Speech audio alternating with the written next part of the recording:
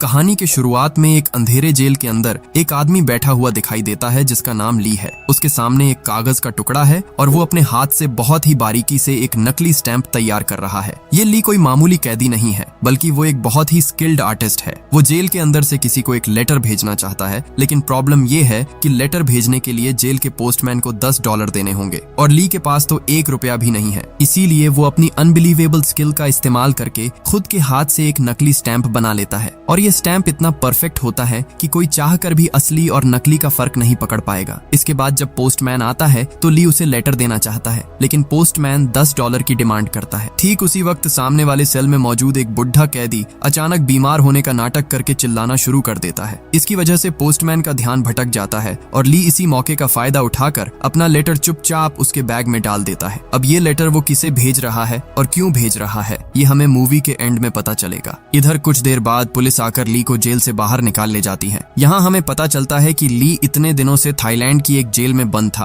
और अब Hong Kong police के इंस्पेक्टर हो उसे अपनी कस्टडी में ले आए हैं। इंस्पेक्टर हो उसे इंट्रोगेशन रूम में बिठाकर एक एक करके उसके खिलाफ लगे सारे चार्जेस पढ़ना शुरू करते हैं। पहला इल्जाम है नकली नोट बनाना। इसके अलावा 2 साल पहले कनाडा के एक हाईवे पर सेंट्रल बैंक की एक गाड़ी पर उसने हमला किया था, जहाँ लगभग 7 गार्ड्स की जान चली गई थी। सिर्फ इतना ही नहीं, इसके बाद शहर में और भी कई अटैक्स हुए थे। पुलिस को शक है कि इन सब के पीछे एक इंटरनेशनल गैंग का हाथ है और ली पर इन सब घटनाओं में सीधे तौर पर शामिल होने का आरोप है। लेकिन ली हमेशा की तरह सारे आरोपों से इनकार करता है। वो बार बार एक ही बात कहता है कि इन सब का मास्टरमाइंड पेंटर नाम का एक बहुत बड़ा माफिया है। हालांकि इस पेंटर का असली नाम क्या है या वो कहाँ मिलेगा, इसके बारे में वो कोई जानकारी नहीं दे पाता। आज भी इंस्पेक्टर हो के सामने पेंटर के बारे में उसके मुंह से कोई काम की बात नहीं निकलती, बल्कि उसके चेहरे पर जबरदस्त खौफ दिखाई देता है। वो रोते हुए कहता है कि पेंटर उसे ढूंढकर मार डालेगा, इसलिए उसे जितनी जल्दी हो सके वापस जेल भेज दिया जाए। इसके बाद पुलिस उसके ब्लड और हेयर सैंपल्स कलेक्ट करके क्राइम स्पॉट पर मिले डीएनए से मैच करती है और रिजल्ट में हर एक सैंपल ली के साथ पूरी तरह मैच हो जाता है। इसका मतलब है कि उसका जुर्म अब दिन के उजाले की तरह साफ हो चुका है। पुलिस दोबारा उसे सच कबूल करने के लिए प्रेशर डालती रहती है, लेकिन हर बार की तरह इस बार भी ली सब कुछ मानने से इनकार कर देता है। ठीक इसी वक्त पुलिस स्टेशन के बाहर युवान नाम की एक लड़की इंतजार कर रही थी। वह अपने लॉयर को लेकर आई है ताकि ली की बेल करवाई जा सके, लेकिन पुलिस उसे साफ मना कर देती है कि ली कई बड़े केसेस का बहुत ही इंपॉर्टेंट गवाह है, इसलिए उसकी बेल किसी भी हाल में मुमकिन नहीं होगी। हालांकि पुलिस एक शर्त रखती है, अगर ली पेंटर की असली पहचान बता देता है तभी उसकी जमानत के बारे में सोचा जाएगा। तब युवान खुद ली के पास जाकर उसे सब कुछ सच सच बताने की रिक्वेस्ट करती है और ली उसी पल अपना मुंह खोलता है और पास्ट की उन घटनाओं को बताना शुरू करता है। अब सीन कट होकर कई साल पहले के वक्त में चला जाता है। यहाँ हम ली और युवान को पहली बार देखते हैं। वे दोनों आर्टिस्ट थे और दोनों ही बहुत शानदार पेंटिंग्स बनाते थे। आर्ट के जरिए वे धीरे धीरे एक दूसरे के करीब आ जाते हैं और उनके बीच प्यार हो जाता है। लेकिन उन दोनों में एक बहुत बड़ा फर्क था। युवान एक क्रिएटिव आर्टिस्ट थी जो अपने यूनिक स्टाइल में ओरिजिनल पेंटिंग्स बनाती थी, जबकि ली कोई ओरिजिनल काम नहीं करता था। वह बस मशहूर आर्टिस्ट्स की पेंटिंग्स को हूबहू कॉपी कर लेता था। उसकी कॉपी करने की काबिलियत सच में अनबिलीवेबल थी, लेकिन दिक्कत ये थी कि इन डुप्लीकेट पेंटिंग्स में किसी का कोई इंटरेस्ट नहीं था। अब यही कॉपी करने की ताकत आगे चलकर उसे एक खतरनाक रास्ते पर ले जाएगी। एक दिन लुक नाम का एक आर्ट गैलरी मालिक उनकी पेंटिंग्स देखने आता है। वह युवान का काम देखकर इम्प्रेस हो जाता है और सारी पेंटिंग्स खरीदना चाहता है, लेकिन उसे ली की पेंटिंग्स बिल्कुल पसंद नहीं आती क्योंकि वे दूसरों के काम की कॉपी थी। लुक उन्हें अपनी एग्जीबिशन में रखने से मना कर देता है। तब युवान जोर देकर कहती है कि या तो उसे सारी पेंटिंग्स एक साथ खरीदनी होंगी वरना वह एक भी नहीं बेचेगी। लुक के जाने के बाद ली युवान से कहता है कि तुम मेरी फिक्र मत करो, मेरी सारी पेंटिंग्स टोक्यो के एक आदमी ने पहले ही खरीद ली हैं। लेकिन कुछ देर बाद युवान को समझ आ जाता है कि ली झूठ बोल रहा है, उसकी एक भी पेंटिंग नहीं बिकी थी। असल में ली चाहता था कि उसकी वजह से युवान के करियर में कोई रुकावट न आए। खैर, एग्जीबिशन वाले दिन युवान अपनी पेंटिंग्स के बगल में चुपके से ली की एक पेंटिंग रख देती है। सब लोग काम की तारीफ कर रहे थे, तभी एक आदमी आकर ली की पेंटिंग का मजाक उड़ाने लगता है। उसका यह बर्ताव देखकर युवान को इतना गुस्सा आता है कि वह उसके ऊपर पानी फेंक देती है। हालांकि एग्जीबिशन खत्म होने पर ली खुद जाकर उस आदमी से माफी मांगता है। तब वह आदमी हंसते हुए कहता है कि वह तो बस मजाक कर रहा था ताकि ली उससे अकेले में मिलने आए, क्योंकि पूरी एग्जीबिशन से उसने जो पेंटिंग खरीदी थी वह ली की ही थी। इसके बाद एक रेस्टोरेंट में बैठकर वे काफी देर तक बात करते हैं। वह आदमी अपना इंट्रो पेंटर के तौर पर देता है। हाँ, यह वही पेंटर है जिसका नाम ली बार बार पुलिस को बता रहा था। पेंटर ली की तारीफ करते हुए कहता है कि किसी भी तस्वीर को इस तरह कॉपी करना कोई छोटी बात नहीं है। वह सीधे ऑफर देता है कि तुम्हारा यह टैलेंट मेरे बहुत काम आएगा। अगले दिन ली पेंटर से मिलता है और कहता है कि वह उसका कोई भी ऑफर मानने को तैयार है। पेंटर हंसते हुए उसे अपनी टीम में वेलकम करता है, लेकिन ली को जो काम करना होगा वो सुनकर उसके पैरों तले से जमीन खिसक जाती है। पेंटर उसके सामने $1 थमाकर कहता है कि तुम्हें इस नोट को हूबहू तैयार करना होगा। इसका मतलब है कि वो ली को सीधे सीधे जाली नोट बनाने का ऑफर दे रहा है। ली तुरंत बुरी तरह भड़क जाता है और उसके प्रपोजल को ठुकरा देता है। तब पेंटर बताता है कि उसका असली नाम सैंग है। पिछले 3 जनरेशन से वे जाली नोट छापने का बिजनेस कर रहे हैं, लेकिन आज तक किसी को जेल नहीं जाना पड़ा क्योंकि वो ये सारा काम बहुत ही सावधानी से करता है। अब सवाल यह है कि क्या ली आखिर में इस खतरनाक ऑफर के लिए राजी होता है? पेंटर तब ली को समझाने लगता है कि ये जो नया डॉलर छापा गया है इसमें मौजूद तस्वीरें और लेटर्स का पैटर्न इतना कॉम्प्लिकेटेड है कि हाई क्वालिटी के महंगे प्रिंटर्स भी उसे ठीक से प्रिंट नहीं कर सकते। इसलिए यहाँ ली के हाथों की उस अनबिलीवेबल स्किल की जरूरत होगी और ली का काम देखकर ही पेंटर उसे इस ऑफर के लिए राजी करना चाहता है। ली पहले तो मना कर देता है, लेकिन अपनी खराब माली हालत के बारे में सोचकर आखिरकार मान जाता है। उस वक्त युवान एक एग्जीबिशन के लिए अमेरिका जा रही थी, इसीलिए ली उसे कुछ भी बताए बिना चुपचाप वहाँ से निकल आता है। इधर पेंटर उसे प्लेन से कनाडा ले जाता है। वहाँ वो ली को अपनी पूरी टीम से मिलवाता है। इस टीम में जाली नोट बनाने में 20 साल का एक्सपीरियंस रखने वाले कुछ उस्ताद लोग हैं। हर कोई किसी न किसी काम में बिल्कुल एक्सपर्ट है। वे सब मिलकर जाली नोट बनाने का एक बड़ा प्लान तैयार करने बैठते हैं। यहाँ हमें समझ आता है कि अमेरिकन डॉलर को कॉपी करना कोई बच्चों का खेल नहीं है। हर US डॉलर पर बेंजामिन फ्रैंकलिन की एक फोटो होती है और यह फोटो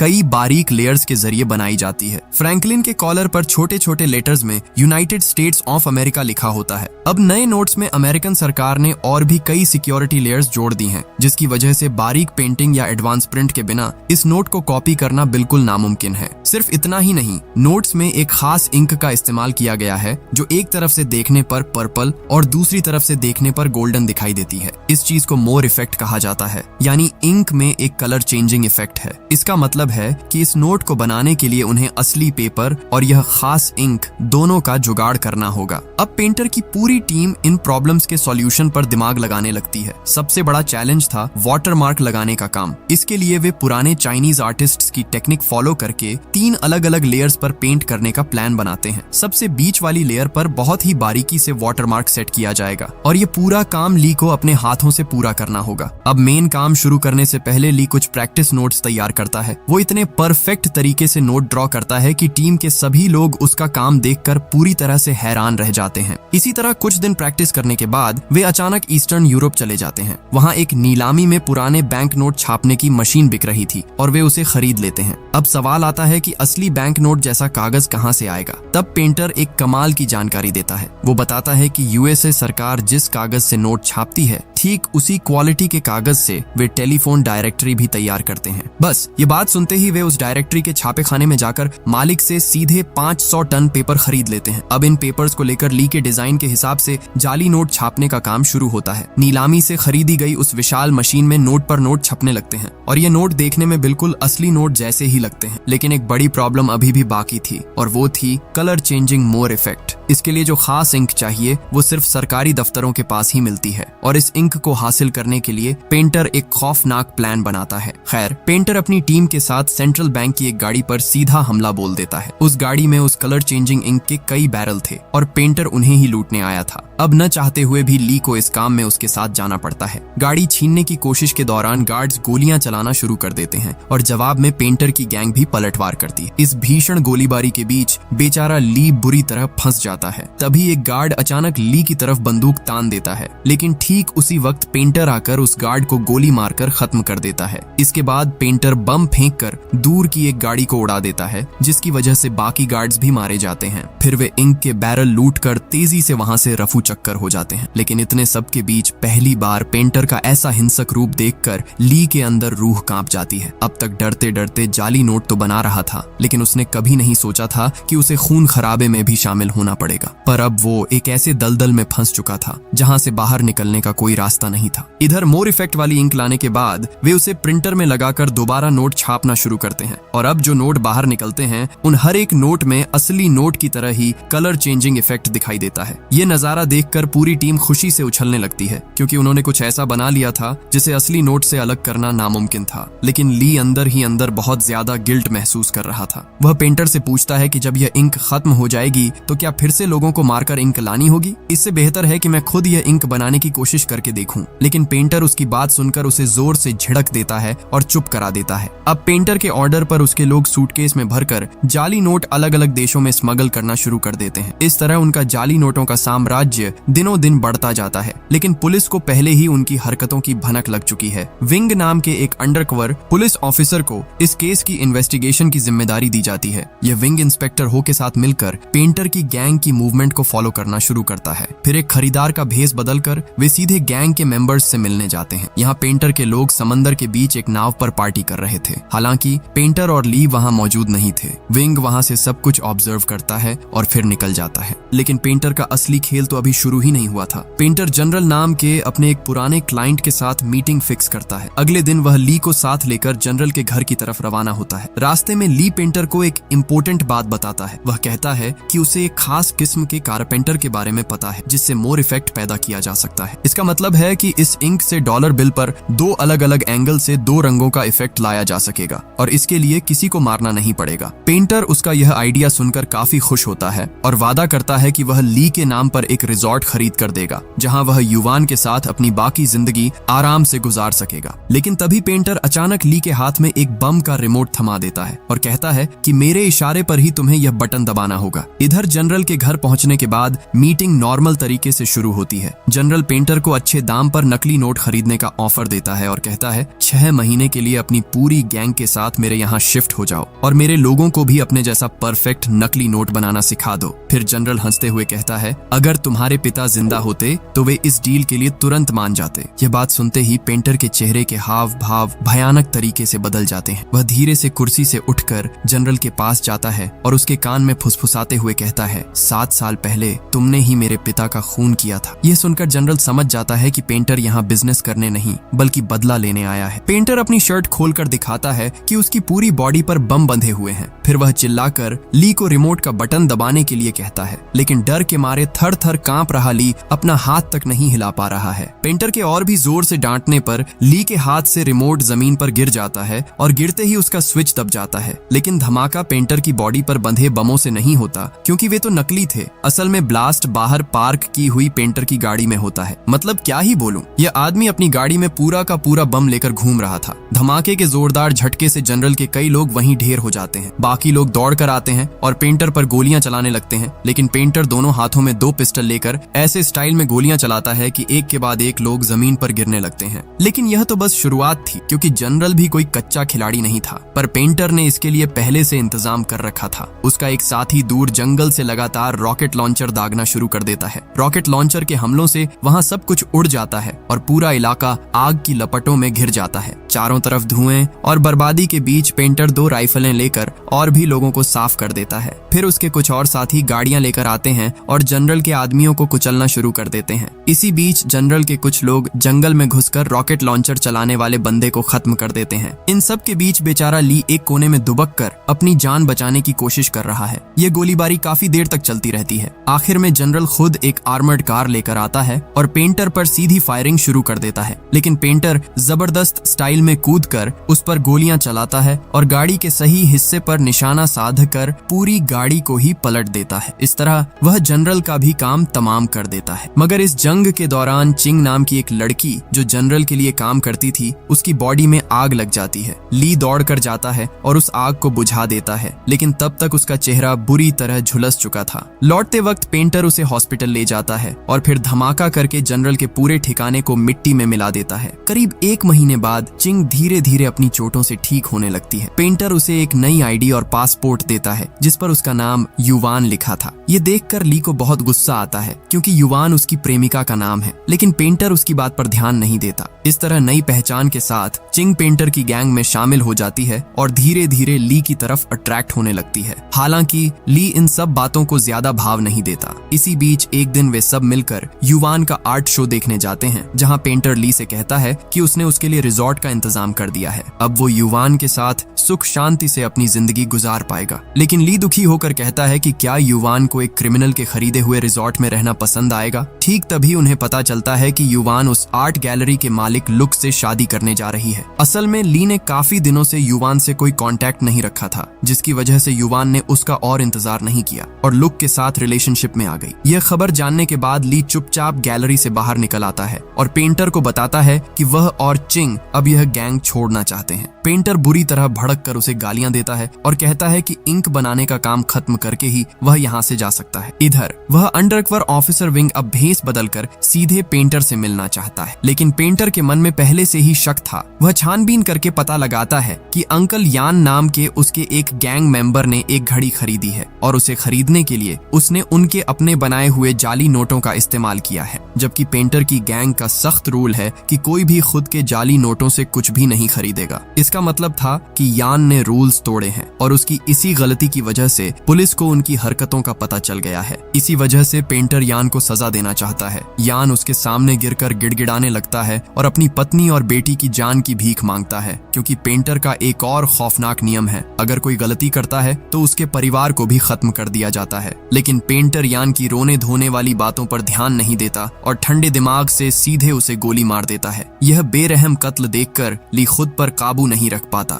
वह तुरंत पेंटर पर झपट पड़ता है, लेकिन पेंटर उसके कान के पास से गोली चला देता है और उसके चेहरे पर एक जोर का मुक्का जड़ देता है। इधर विंग दोबारा भेस बदलकर पेंटर से मिलने आता है, लेकिन पेंटर को उसके सारे प्लान पहले से पता थे, इसलिए बात करने के दौरान वह अचानक ली से कहता है कि वह विंग को गोली मार दे। लेकिन इस बार भी ली अपनी जगह से हिल नहीं पाता। आखिर में पेंटर खुद ही विंग को गोली मारकर खत्म कर देता है। इसके बाद वह ली पर और भी ज्यादा भड़क जाता है और उसके सामने कुछ ऐसा रिवील करता है जिसे सुनकर ली के पूरे शरीर में ठंडी लहर दौड़ जाती है। पेंटर दिखाता है कि उसने युवान और उसके होने वाले पति लुक को इस वक्त बंधक बना रखा है, यानी इस आदमी ने किसी तरह युवान और लुक को किडनैप कर लिया था, सिर्फ ली को ब्लैकमेल करने के लिए। पेंटर ली को सीधे लुक पर गोली चलाने के लिए कहता है, लेकिन ली इसके लिए बिल्कुल राजी नहीं होता। वह उल्टा पेंटर पर ही पिस्तौल तान देता है। इसी दौरान ट्रिगर दबने से अंधाधुंध गोलियां चलती हैं, जिसमें लुक मारा जाता है। इसके बाद पेंटर और ली के बीच एक जबरदस्त गन फाइट शुरू हो जाती है। इसी दौरान चिंग आकर पेंटर के आदमियों को एक के बाद एक खत्म करने लगती है। आखिर में ली सीधे पेंटर के सीने में गोली मारकर उसे भी खत्म कर देता है। इधर ली युवान को बचाना चाहता है, लेकिन चिंग युवान को जान से मारने की धमकी देकर उसे रोक देती है। असल में चिंग ली की तरफ काफी अट्रैक्ट हो गई थी, इसलिए वह किसी भी हाल में युवान को ली के पास नहीं जाने देना चाहती थी। ली के पास और कोई रास्ता नहीं बचता, इसलिए वह युवान को वहीं छोड़कर वहां से निकलने पर मजबूर हो जाता है। इसके बाद वह पैसों का बैग लेकर उसी रिजॉर्ट में चला जाता है जो पेंटर ने उसके लिए खरीदा था। अगली सुबह ली अखबार में पढ़ता है कि पुलिस को पेंटर की डेड बॉडी नहीं मिली है। तब उसके दिमाग में एक ही ख्याल आता है कि शायद पेंटर मरा नहीं है और वह युवान को मारकर बदला लेगा। इसलिए ली युवान को बचाने के लिए तेजी से निकलता है, लेकिन इसी बीच रास्ते में पुलिस आकर उसे अरेस्ट कर लेती है। यानी इसके बाद जो हुआ वह हमने मूवी की शुरुआत में देखा था। पुलिस ली के सामने शर्त रखती है कि अगर वह पेंटर के बारे में सारी जानकारी देगा तभी उसे जमानत मिलेगी, और जिस युवान को ली छोड़कर आया था वही युवान उसे बचाने आई है, क्योंकि ली ने जेल से लेटर लिखकर उससे माफी मांगी थी। याद है मूवी की शुरुआत में नकली स्टैंप लगाकर लेटर भेजने वाली बात? वह लेटर असल में इसी युवान को भेजा गया था। इधर युवान की सलाह पर ली पेंटर के बारे में शुरू से लेकर अंत तक सब कुछ पुलिस को सच सच बता देता है। पुलिस उसे पेंटर का एक स्केच बनाने के लिए कहती है, जिसके बाद उसकी जमानत हो जाती है और पुलिस उसे एक होटल में ले जाकर छोड़ देती है। वहाँ ली युवान से माफी मांगता है और उनके बीच एक रोमांटिक पल बीतता है। ठीक उसी वक्त इंस्पेक्टर हो को पुलिस की वर्दी पहने एक आदमी दिखाई देता है, जिसका चेहरा ली के बनाए हुए पेंटर के स्केच से हूबहू मिलता है। और मजेदार बात यह थी कि वह आदमी पुलिस की वर्दी पहनकर खुद पुलिस स्टेशन के अंदर जा रहा था, इसीलिए वो अपनी टीम के साथ मिलकर उसे तुरंत अरेस्ट कर लेता है। सबको लगता है कि देश का मोस्ट वांटेड क्रिमिनल आखिर पकड़ा गया, लेकिन वह आदमी हैरान होकर चिल्लाता है, मैं क्रिमिनल कब से हो गया? मैं तो एक मामूली पुलिस कांस्टेबल हूँ। जब वह अपनी आईडी दिखाता है तो इंस्पेक्टर हो का चेहरा सफेद पड़ जाता है, क्योंकि अब उसे समझ आ जाता है कि ली ने उन सबको इतनी देर से बेवकूफ बनाया है। लेकिन यकीन मानिए, असली सच तो अभी बाकी है और ये इतना चौंकाने वाला है कि आप दंग रह जाएंगे। क्या आप अभी तक बात समझ पाए? इतनी देर से जिस भयानक पेंटर की कहानी सुनाई जा रही थी, वह पेंटर असल में कोई और नहीं बल्कि खुद ली है। जाली नोट डिजाइन करने से लेकर सेंट्रल बैंक की गाड़ी पर हमला करने और जनरल के ठिकाने पर नरसंहार करने तक ये सब कुछ उसने अकेले ही अंजाम दिया था। लेकिन खुद को बचाने के लिए उसने पुलिस के सामने बहुत ही मासूम मासूम बनकर पेंटर नाम का एक काल्पनिक किरदार खड़ा कर दिया और जिस बेचारे पुलिस कांस्टेबल को उसने गिरफ्तारी के वक्त ड्यूटी पर देखा था, उसी का चेहरा उसने पेंटर के स्केच के तौर पर बना दिया। सोचिए, पूरी मूवी के दौरान हमें लगा कि ली एक मासूम आर्टिस्ट है जिसे जबरदस्ती इस जुर्म में घसीटा गया, जबकि वही इस पूरे ऑपरेशन का असली मास्टरमाइंड था। सिर्फ इतना ही नहीं, और भी भयानक सच ये है कि चीन से आने के बाद ली की युवान से कभी मुलाकात ही नहीं हुई थी। जो लड़की उसे बचाने पुलिस स्टेशन आई थी और जिसके साथ वह होटल में था, वह असल में युवान नहीं थी, वह वही चिंग थी जिसकी ली ने प्लास्टिक सर्जरी करवाकर उसे युवान का चेहरा दे दिया था। याद है जनरल के ठिकाने पर उस जंग के दौरान चिंग का चेहरा झुलस गया था। ठीक उसके बाद ली ने उसे युवान जैसा बनवा दिया, क्योंकि वह असली युवान को कभी हासिल नहीं कर सका था, इसलिए उसने चिंग को युवान बनाकर अपने पास रख लिया। खैर, अगले दिन नकली युवान बनी हुई चिंग बुरी तरह चिढ़ जाती है। उसे समझ आ जाता है कि ली ने उसे कभी चिंग के तौर पर प्यार किया ही नहीं, वह तो बस उसके अंदर युवान का चेहरा ढूंढता रहा। इसी गुस्से में चिंग असली युवान और उसके बॉयफ्रेंड लुक को किडनैप कर लेती है और ली से कहती है, अगर तुम वाकई मुझसे प्यार करते हो तो इन्हें खत्म कर दो। तब उनके बीच गन फाइट शुरू होती है और उस गोलीबारी में लुक मारा जाता है। इसके बाद जब ली वहां से भागता है तो पुलिस उसे पकड़ लेती है, लेकिन वही चिंग फिर से उसे बचाने आती है क्योंकि ली ने जेल से लेटर लिखकर उससे माफी मांगी थी। अब यह सारा सच जानने के बाद इंस्पेक्टर हो तुरंत होटल की तरफ भागता है, लेकिन तब तक बहुत देर हो चुकी थी। होटल के सारे गार्ड्स को खत्म करके ली और चिंग पहले ही फरार हो चुके थे। अब वे दोनों समंदर के रास्ते एक बोट में बैठकर हांगकांग से बहुत दूर भाग रहे थे, लेकिन तभी चिंग अचानक एक ऐसी बात बताती है जिसे सुनकर ली का दिल टूट जाता है। चिंग बताती है कि वह जानबूझकर बोट को गोल गोल घुमा रही है और यहाँ आने से पहले उसने एक लाइटर पर बोट का नंबर लिख दिया था ताकि पुलिस उन्हें आसानी से ढूंढ ले। अब इसका कारण क्या था? क्योंकि चिंग समझ गई थी कि ली उसे कभी प्यार नहीं करेगा, वह सिर्फ उसके चेहरे में बसी युवान से प्यार करता है। यानी चिंग भी अब ली से बदला लेना चाहती है। तभी ली देखता है कि पुलिस ने उन्हें चारों तरफ से घेर लिया है। वह तेजी से बोट चलाकर भागना चाहता है, लेकिन चिंग ने बोट में पहले से ही एक्सप्लोसिव्स छिपा रखे थे। वह ट्रिगर दबा देती है और एक जोरदार धमाके के साथ पूरी बोट आग के गोले में बदल जाती है। आखिर में वह आग उन दोनों को निगल लेती है। ली की मौत के बाद इंस्पेक्टर हो असली युवान के पास जाता है। वह उसे बताता है कि उन्होंने पेंटर की पहचान कर ली है। अब युवान को तो यह पता ही नहीं था कि ली ही असली पेंटर है, क्योंकि किडनैप के वक्त उसकी आंखों पर पट्टी बंधी थी। जब इंस्पेक्टर हो उसे ली की फोटो दिखाता है तो वह कहती है, हाँ, मैं इस आदमी को जानती हूँ, ये कभी मेरा पड़ोसी हुआ करता था। इसका मतलब ये है कि ली और युवान के बीच कभी कोई रिश्ता था ही नहीं। उसका प्यार पूरी तरह से एक तरफा था और उसने कभी युवान से अपने दिल की बात भी नहीं कही थी। वह उसके लिए इतना ऑब्सेस्ड था कि वह युवान जैसा आर्टिस्ट बनना चाहता था, लेकिन उसके जैसा ओरिजिनल आर्टिस्ट बनना ली के बस में नहीं था। इसीलिए उसने अपनी कॉपी करने की जबरदस्त स्किल का इस्तेमाल करके एक गलत रास्ता चुन लिया। उसका प्लान था कि बहुत सारा पैसा कमाकर वह एक दिन युवान के सामने सिर उठाकर खड़ा होगा, लेकिन उसका वह सपना भी आखिरकार राख हो गया। समंदर के काले पानी में बिखरे हुए बोट के टुकड़े, जलते हुए कागज की राख और एक कमाल के टैलेंट का यह बेकार अंत जिससे उसने प्यार किया, वह उसे जानती तक नहीं थी, और जिसने उसे प्यार किया उसकी उसने कभी कद्र नहीं की। और यहीं पर यह कहानी खत्म हो जाती है।